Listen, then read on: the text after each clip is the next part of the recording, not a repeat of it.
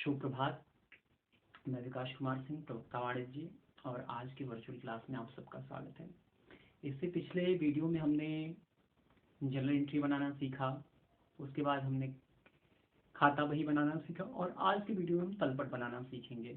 जैसे मैंने बताया था कि लेखांकन एक प्रक्रिया है, तो प्रक्रिया का मतलब कि जब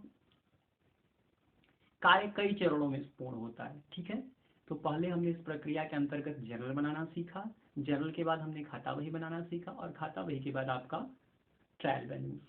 ठीक है, तो ट्रायल बैलेंस क्या है? ट्रायल बैलेंस या तलपट खाता बही के शेषों को लेकर हम बनाते हैं। तलपट हम कैसे बनाते हैं? खाता बही के शेषों को लेकर बनाते हैं।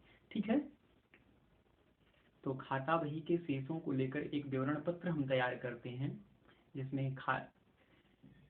जिसमें आपके डेबिट शेष को, जैसे कि तलपट आप बनाएंगे तो तलपट में आपके अमाउंट के दो कॉलम होते हैं, एक डेबिट पक्ष, एक डेबिट शेष के और एक क्रेडिट शेष के।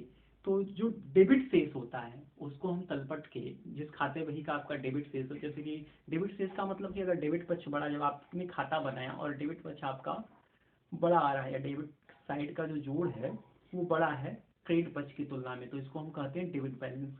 तो तलपट के डेबिट पक्ष में आप खाता बही के डेबिट बैलेंस को रखते हैं, और तलपट के क्रेडिट पक्ष में खाता बही के क्रेडिट बैलेंस को रखते हैं। तो तलपट खाता बही के डेबिट व क्रेडिट शेषों को लेकर बनाया गया एक विवरण पत्र है, जो खाता बही की गणितीय शुद्धता का जांच है। ठीक है, इसलिए आप तलपट बनाते हैं। तलपट में आपके दो पक्ष होते हैं, एक डेबिट और दूसरा क्रेडिट, और जो खाता बही का शेष होता है, इन शेषों का हम योग करते हैं। यदि डेबिट पक्ष के योग तलपट के और क्रेडिट पक्ष के योग बराबर आ जाते हैं, तो इसका मतलब कि तलपट आपका सही है। ठीक है, तो तलपट खाता बही के डेबिट व क्रेडिट शेषों को लेकर बनाया गया एक विवरण पत्र है, जो खाता बही की गणितीय शुद्धता की जांच का प्रमाण है। ऐसा नहीं कर सकते कि तलपट अगर आपका मिल गया है तो तलपट आपका सही ही है, या खाता बही में जो भी खाते आपने दर्शाए सही, लेकिन कुछ हद तक हम कह सकते हैं कि ये गणितीय शुद्धता का प्रमाण है, या तलपट आपका क्या है, सही है। जो भी खाता बही आपने बनाया है सही है। तो आज हम तलपट बनाना सीखेंगे। तो तलपट बनाने के लिए हमको ज्ञात होना चाहिए किन खातों का डेबिट शेष होता है और किन खातों का क्रेडिट शेष होता है। तो आइए देखते हैं। तो जैसे कि assets have debit balance, assets का आपका डेबिट बैलेंस होता है। जो भी संपत्तियां हैं, चाहे आपका करंट असेट्स है या फिक्स असेट्स है, उसका आपका कौन सा बैलेंस होता है? डेबिट बैलेंस होता है फिक्स्ड असेट्स से। अब असेट्स का उल्टा आप कर दीजिए लाइबिलिटी। असेट्स मतलब आपका संपत्ति या परिसंपत्ति कहते हैं। Liabilities have credit balance. Assets का डेबिट बैलेंस होता है और लाइबिलिटीज का क्रेडिट बैलेंस है। आपका फिक्स लाइबिलिटी या करंट लाइबिलिटी, उसका आपका क्रेडिट बैलेंस होता है। ठीक है, और all expenses and losses have debit balance. सभी व्यय एवं हानियों का डेबिट बैलेंस होता है। जैसे व्यय एवं हानियां या आय एवं प्राप्तियां जो हैं आपके नाम मात्र खाता से संबंधित है। नाम मात्र खाता में all expenses and losses are debit and all incomes and gains are credit. ठीक है, तो नाम मात्र खाता में सभी व्यय एवं हानियों को हम डेबिट करते हैं, सभी आय एवं प्राप्तियों को क्रेडिट करते हैं। नाम मात्र खाता की सहायता से आप इसको याद कर सकते हैं। तो फिर अगला है आपका all incomes and gains have credit balance. सभी आय एवं प्राप्तियों का क्रेडिट बैलेंस होता है। ठीक है, और इसके अलावा जैसे कि परचेज का आपका डेबिट बैलेंस होता है, ठीक है। परचेज का उल्टा हो गया आपका सेल्स, सेल्स का क्रेडिट बैलेंस होता है, ठीक है। परचेज का उल्टा कर दीजिए purchase return, purchase return, purchase का आपका डेबिट बैलेंस, परचेज रिटर्न का क्रेडिट बैलेंस, ठीक है। इसी तरह से सेल्स का उल्टा करिए, सेल्स रिटर्न, सेल्स रिटर्न का आपका हो जाएगा, जैसे कि सेल्स का आपका क्रेडिट है तो सेल्स रिटर्न उसका उल्टा आपका डेबिट बैलेंस हो जाएगा, ठीक है। और इसके अलावा आपका ड्राइंग का आपका डेबिट बैलेंस होता है, डेबिट बैलेंस है, ठीक है।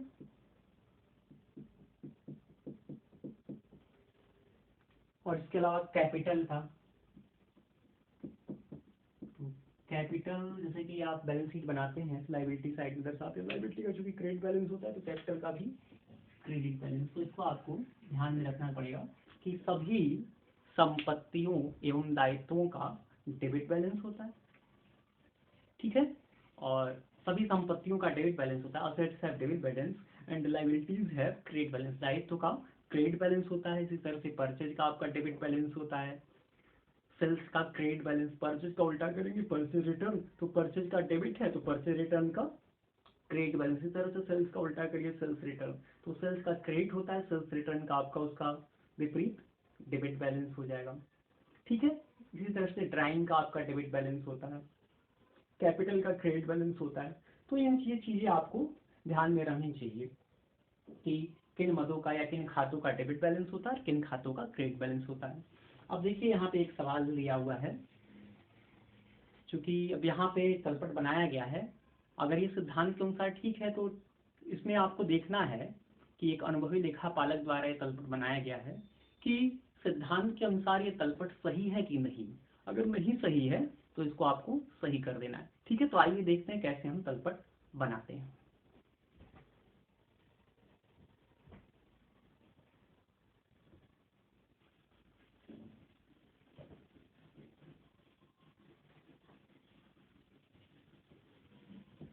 देखिए तलपट में आपके दो कॉलम आपके होते हैं, एक डेबिट पक्ष में अमाउंट का कॉलम और एक क्रेडिट पक्ष में अमाउंट का कॉलम, ठीक है। ये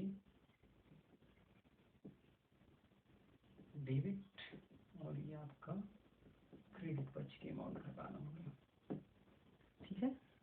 एक पार्टिकुलर का कॉलम होता है, ऊपर आप हेडिंग डाल देंगे ट्रायल बैलेंस जैसे लिखा हुआ है, ठीक, जहां आप तलपट बना रहे हो, और उसके नीचे जिस तिथि को आप तलपट बनाते हैं, तलपट में आपका डेट का कॉलम नहीं होता, डेट को हम ऊपर चूंकि वर्ष के अंत में इसको हम बनाते हैं तो जिस तारीख को आप बनाते हैं, जैसे 31 मार्च 2020 का तलपट बनाया जा रहा है, ठीक है। अब यहाँ देखिए कैपिटल, कैपिटल को ये डेबिट पक्ष में दिखाया जाए, ये डेबिट है और ये क्रेडिट। तो कैपिटल को देखिए डेबिट पक्ष में 15,000 दिखाया गया, जबकि हम जानते हैं कि कैपिटल का कौन सा बैलेंस होता है, क्रेडिट बैलेंस होता है। तो कैपिटल को आप क्रेडिट पक्ष में दर्शाएंगे, ये कैपिटल क्रेडिट पक्ष में आप दर्शाएंगे, ये हो जाएगा आपका 15,000 दिखाया गया है। इसी तरह से रिटर्न आउटवार्ड, तो रिटर्न आउटवार्ड का कॉन्सेप्ट देखिएगा, रिटर्न आउटवार्ड जैसे कि वाह्य वापसी, तो वाह्य वापसी का मतलब कि जैसे देखिए परचेज रिटर्न एक होता है और एक होता है आपका सेल्स रिटर्न। परचेज का रिटर्न का मतलब होता है कि खरीद कर वापस किया गया, कि आप कोई सामान, थोक विक्रेता, चूंकि हम व्यवसाय की दृष्टि से पढ़ते हैं इसको, ठीक है। तो थोक विक्रेता से मान लीजिए कोई सामान खरीदा गया और उस सामान में से कुछ खामियां हैं, आपको पसंद नहीं आने के कारण से आप क्या करते हैं, उस सामान को लौटा देते हैं, तो इसको हम कहते हैं परचेज रिटर्न। तो परचेज रिटर्न में सामान बाहर लौटाया जाता है, या जहां से आपने खरीद के लाए थोक विक्रेता से, उस थोक विक्रेता को सामान लौटाते हैं, तो यानी कि सामान कहाँ लौटाए हैं, बाहर लौटाए, तो इसको हम कहते हैं रिटर्न आउटवार्ड, रिटर्न आउटवार्ड। ठीक है। सेल्स रिटर्न, सेल्स रिटर्न का मतलब कि बेचा हुआ सामान वापस आ गया, कि आप विक्रेता हैं और आपने किसी ग्राहक को सामान बेचा है और ग्राहक को आपका सामान पसंद नहीं आ रहा तो वो आपको लौटाएगा तो वो वापसी हमारे पास होती है, हमारे तो इस चूंकि अंदर वापस हो रहा है, व्यवसाय के अंदर माल आ रहा है, तो इसको हम कहते हैं रिटर्न इनवार्ड। ठीक है। तो परचेज रिटर्न, परचेज का आपका डेबिट बैलेंस होता है, तो परचेज का उल्टा आपका परचेज रिटर्न, तो परचेज रिटर्न का आपका क्रेडिट बैलेंस होगा, इसको आप क्रेडिट पक्ष में दर्शाएंगे। तो रिटर्न आउटवार्ड, रिटर्न आउटवार्ड, ये 4290 दर्शाया गया है, रिटर्न आउटवार्ड क्रेडिट पक्ष में दर्शाया गया है। ठीक है। फिर स्टॉक, स्टॉक संपत्ति है, असेट्स है, असेट्स का आपका डेबिट बैलेंस होता है, डेबिट पक्ष में दर्शाया गया है स्टॉक आपका 4000 दर्शा दीजिए। फिर है डिस्काउंट रिसीट, डिस्काउंट नाम मात्र खाता है, तो नाम मात्र खाता के रूल्स के अनुसार आपका सभी व्यय एवं हानियों को हम डेबिट करते हैं, सभी आय एवं प्राप्तियों को क्रेडिट करते हैं। तो डिस्काउंट प्राप्त हो रहा है तो डिस्काउंट क्या है, आय है, तो डिस्काउंट रिसीट को हम क्रेडिट करेंगे। डिस्काउंट रिसीट ये आपका 315 रुपया क्रेडिट पक्ष में दिया हुआ है, क्रेडिट पक्ष में ही रहेगा। इसके बाद अगला है आपका परचेज, परचेज का भी जस्ट मैंने बताया परचेज का डेबिट बैलेंस का, परचेज है डेबिट बैलेंस, तो परचेज आपका दिया हुआ है 2023,100 यहाँ दिया है। ठीक है। तो परचेज को आपने डेबिट पक्ष में रख दिया। जब आप परचेज करते हैं तो सामान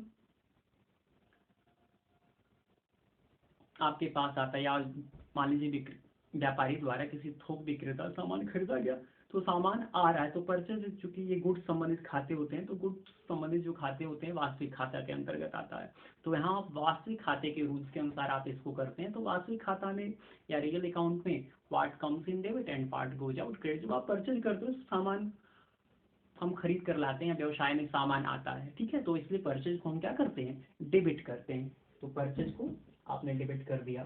फिर आपका डेप्टर है, डेप्टर असेट्स है, असेट्स का डेबिट बैलेंस होता है।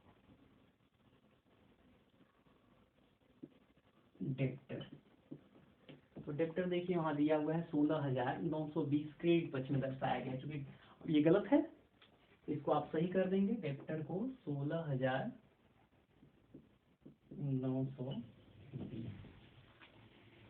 ठीक है। वेज, मजदूरी, नाम मात्र खाता, नाम मात्र खाता के अनुसार मजदूरी व्यय होता है, ठीक है, तो सभी व्यय एवं हानियों का डेबिट बैलेंस होता है, तो वेज को आप कर देंगे डेबिट। सबके आगे अकाउंट लगा दीजिए, अकाउंट, अकाउंट, ठीक है। तो वेज आपका ये दिया है 310, ठीक है,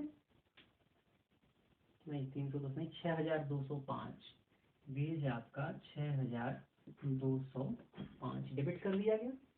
आगे है लाइटिंग एक्सपेंसेस, लाइटिंग एक्सपेंसेस ये भी व्यय है, व्यय को डेबिट करेंगे। लाइटिंग एक्सपेंसेस अकाउंट कितना है, 310, इसको आप डेबिट कर देंगे। अगला है इक्विपमेंट, इक्विपमेंट उपकरण और फिट्स को आप डेबिट करेंगे, ठीक है। इक्विपमेंट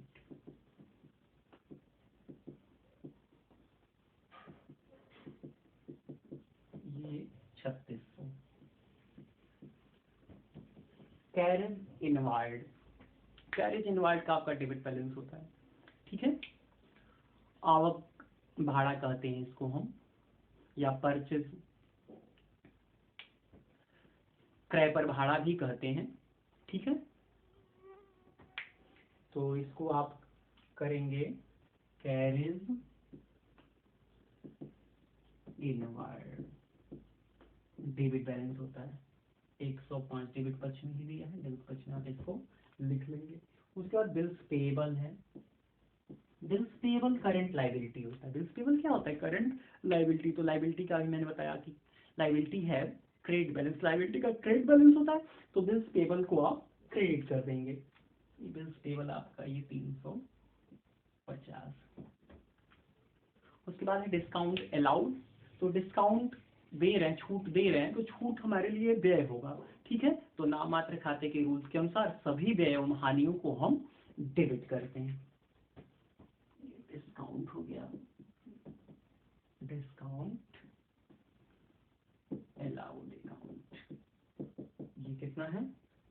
285। आगे है रेंट एंड टैक्स। तो रेंट एंड टैक्स ये भी व्यय है, व्यय को आप डेबिट करेंगे। Rent and tax 1115। फिर मोटर है, मोटर या मोटर व्हीकल असेट्स के अंतर्गत आता है। तो असेट्स का आपका डेबिट बैलेंस होता है, तो मोटर को आप डेबिट कर देंगे।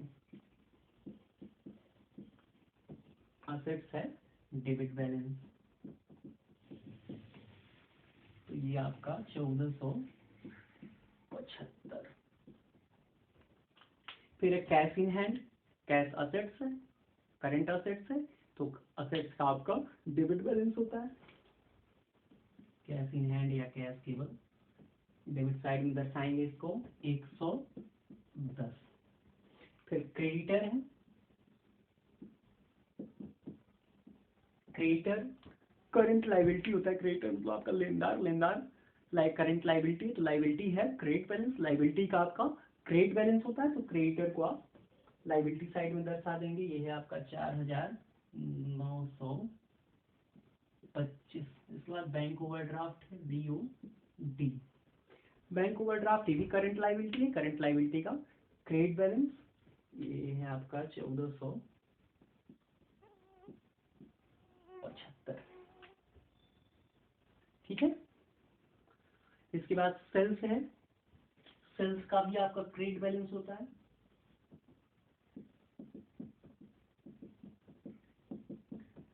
सेल्स का क्रेडिट बैलेंस, या जब आप सेल्स करते हैं तो संपत्ति बाहर जाती है। ठीक है, तो जो संपत्ति आया उसको हम डेबिट करते हैं और जो संपत्ति जाए उसको क्रेडिट करते हैं। तो वार्षिक खाते के रूल्स के अनुसार सेल्स को आप क्रेडिट करेंगे।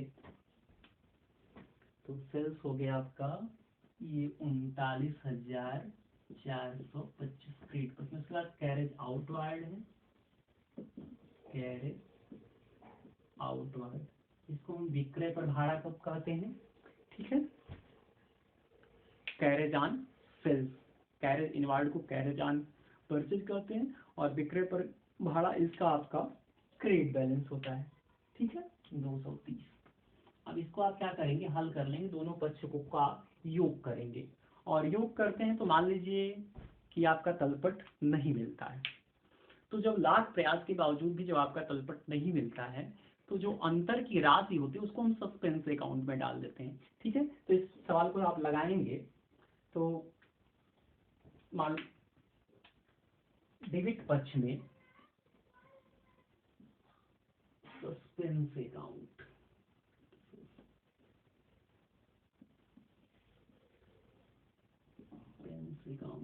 जब आप इसे हल करेंगे तो डेबिट पक्ष में 3275 रुपए की कमी आएगी। तो जिस पक्ष में कमी आएगी उस पक्ष में उस कमी को आप लिख देंगे। ठीक है, अब इसको आप टोटल कर लेंगे।